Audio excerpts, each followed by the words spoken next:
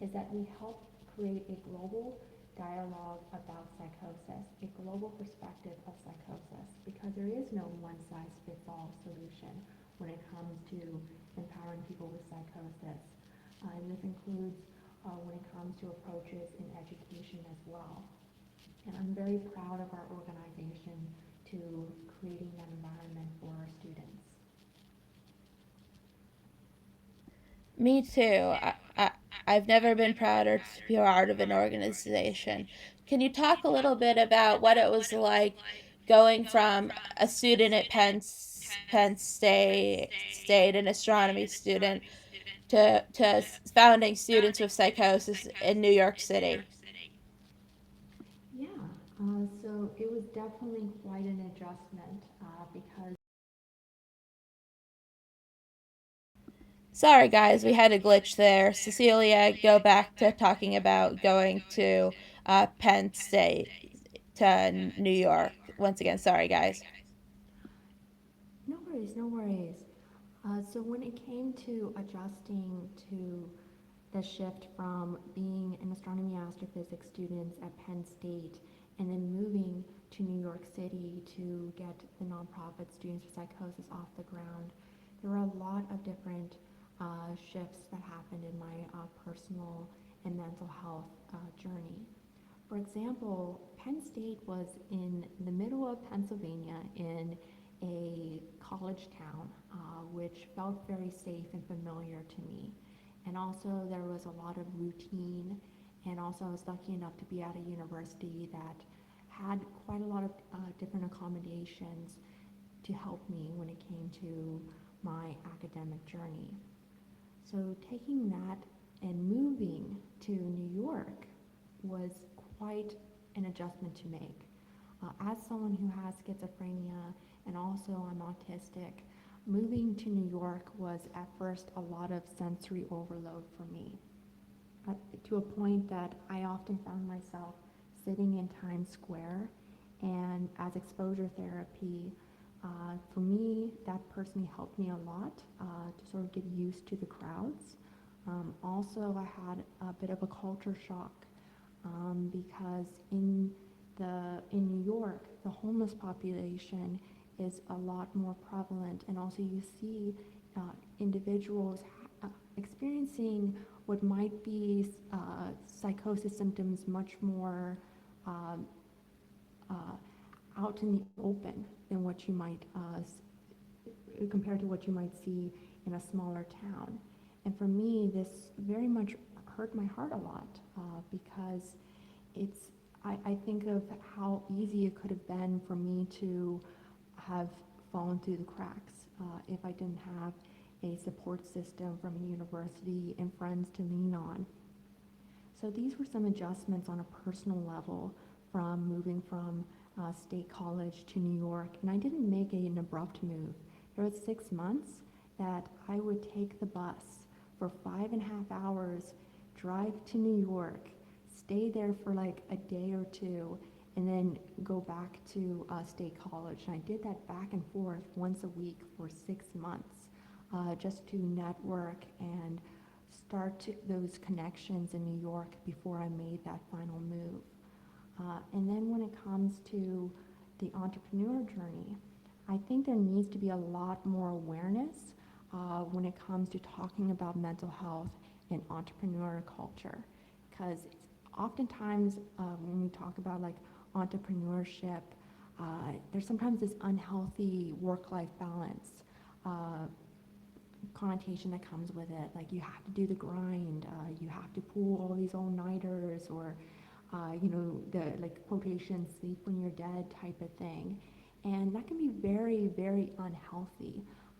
And starting any type of business or nonprofit off the ground, is very stressful. And I think that there needs to be more awareness again for healthy work-life balance culture when it comes to entrepreneurship, and also when it comes to resources that an entrepreneur living with a mental health condition can reach out to for assistance.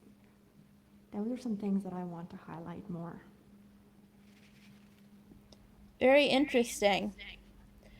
Um, so what? So can you go into a bit more about once you got to New York City? How did you go about setting up students with psychosis and building it into the online organization it is? How did you find the advocates that you built the organization with? Like, I remember you reached out to me on Instagram, and that's how we connected and started building our relationship. How did you find the advocates? Like, just I'm kind of curious. Yeah, yeah. So, oh wow, we connected. I think was it back in January of 2020? Was It that was right before New Year's. right before New Year? So like December 2019. Oh my goodness. We've been friends for a while. We've been quite a journey, haven't we, Rose? It really has been. It has. So when it comes to connecting with other powerhouse advocates out there and finding also our powerhouse student leaders, quite a few different avenues on us like coming together to create this community that we built. Some of it is from Instagram. I saw your posts on Instagram because I follow, the relevant hashtags within our psychosis community, and I kept on seeing your posts coming up, and I'm like, wow, these are very informative posts. These are right on and really resonate with the vision and values that Students with Psychosis fosters. So I reached out to you, and I'm so flattered that you got back. You answered back and such, and we connected there. And so that's one type of way that finding like minds to start the nonprofit, Yeah. reaching out on social media. I'll tell you a secret. Oh, what? I'd been following students with psychosis for a couple months at that point, and I'd been wanting to get involved. I'd been following you too, and I'd been hoping I could get in contact with you. Oh, well, I'm so flattered flattered to hear that. And you know what? It's like it worked out so well, and I think that's because we have very similar um, mindset when it comes to vision and values, and also that passion and love on trying to help our community move forward and to empower the psychosis community. So I think that's why when we connected, we resonated so well. Yeah, yeah. We have very similar background, and we have very similar values and goals and disability philosophy. Agreed, agreed. And when it came to also recruiting, and part of why like Students with Psychosis has grown so much, in 2020 alone, Students with Psychosis has reached over 500 students around the globe. And again, this is from an organization where we were just a club at Penn State in expanding.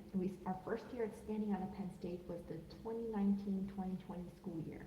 Let me just say, what a school year to to start expanding. We got quite the surprise in the second act there. But I'm proud of how we again adapted and really stepped up when it came to meeting the demand and need from students reaching out.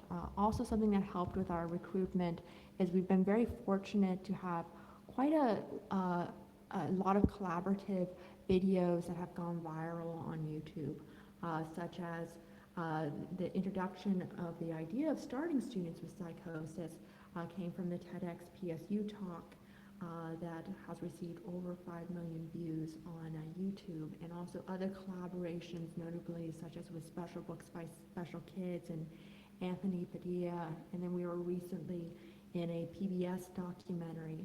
So those are other ways that we've helped to get the word out about students with psychosis, and has helped with our recruitment.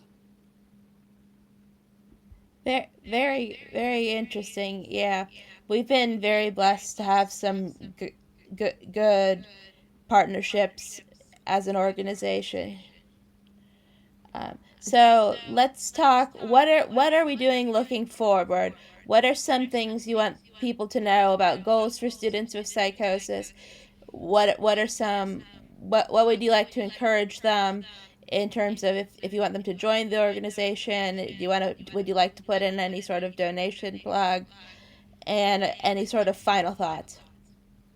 Yeah, absolutely. So, looking to the future with Students with Psychosis, so we're very much excited to be starting our in-person programming again in this fall. So we've again expanded quite a lot throughout the COVID pandemic due to expanding virtually on our virtual programs.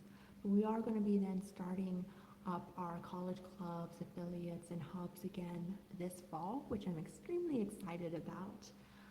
Also, another thing that's very exciting coming up in November, November 6th, is our Rethink conference, where we will be having the dialogue about people living with psychosis, trying to change that narrative, but also a celebration for our community. So that's going to be happening here in New York, November 6th. Awesome. Yeah, we are really looking forward to Rethink. And also, Rethink will have a virtual option, which I will be participating in because I am not well enough to travel. And I will be in graduate school while Rethink is going on. So the virtual option is a legitimate option. You will still have a full experience of the conference. So don't write that off if you are interested in the conference, but unable or uninterested in traveling to New York. Thank you so much for noting that. Yes, we will make sure to have that virtual option there. And I am so excited for Rethink. And wow, again, I'm just very, very proud of the organization that we built. And I just want to also say thank you, Rose, for really being one of those powerhouses behind the scenes in getting this movement to where it is today. Yeah, I am so proud of what we have done. I am excited for our future. This is my life.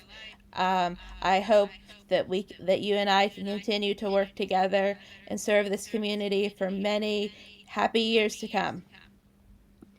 I'm in it for the long haul with you, Rose. Together till the end. Well, anyway, that's our show for tonight, and we'll talk to you all later. Bye.